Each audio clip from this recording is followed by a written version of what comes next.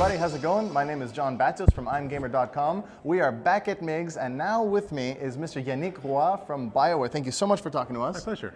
So, what is it that you can tell us a little bit about a franchise that is Mass Effect that you have brought over from Edmonton to Montreal studios? That's correct. So after 3.5 years of working in conjunction with the Edmonton team on the Mass Effect franchise, we're now taking control of the franchise going forward. Cool. So the next Mass Effect game to be produced is going to be mostly driven by the Montreal studio here. Excellent. And so I understand you've been a part of BioWare team for quite a few years now, is that right? That's correct. I joined BioWare almost 7 years ago, always as part of the Mass Effect franchise, helping the team execute on the project on the very first game. Yeah. And about 3 years ago, I moved here to Montreal to help put this studio together, first to assist the Edmonton team, and now we've grown enough that we can take control of our own destiny. Excellent, fantastic. And so the franchise up to this point, I mean, as we know, the trilogy has ended. The whole Shepard saga, as we know it, is coming to a close. Where do you think, or what can you divulge about maybe where the franchise could be going? Not necessarily anything that's set in stone, but given that you are taking the full creative control of it now, is there anything that you might be able to share? Well, the two things that are really making a lot of things possible is that, as you mentioned, the story of the first 3 games has concluded. Nice. So we have a lot of opportunities about what story we want to tell. At the same time, we're making transition from the Unreal Engine to Frostbite. So in a sense, we have to rebuild a lot of the systems that had been incorporated in the franchise so far. So we have this opportunity to do them slightly differently. How do we want to evolve them?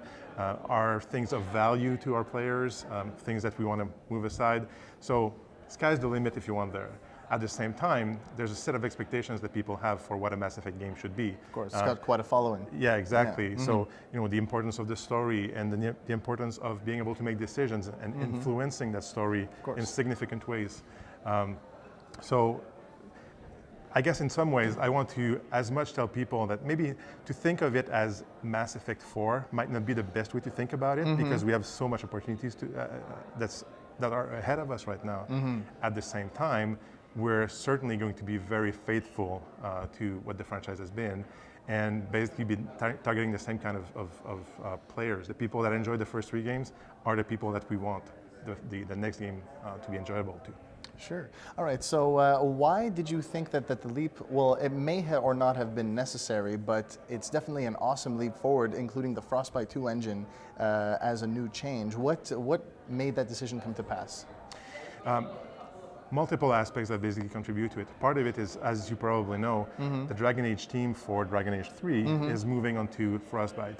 And for a long time as a company, we were working on 2 different engines, and it made sharing, best practices. You discover something that really works with our fans and that they really enjoy. We had to re-implement it from scratch on Mass Effect. So the fact that we're going to be sharing an engine is really going to make sharing of these cool features much easier going forward. And at the same time, if you've seen Battlefield 3, you know how nice of an engine the Frostbite engine is. So for us to be able to tap into that power was also part of the decision.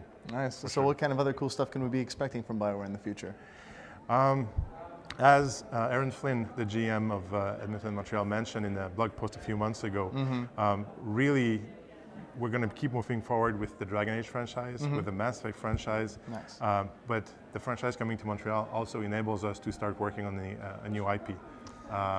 So there's really no detail on that at that point, but it opens the door for something like that. No doubt. Well, thank you very much for all the information that you've shared with us today. My pleasure. Everybody, Mr. Yanick Roy, BioWare.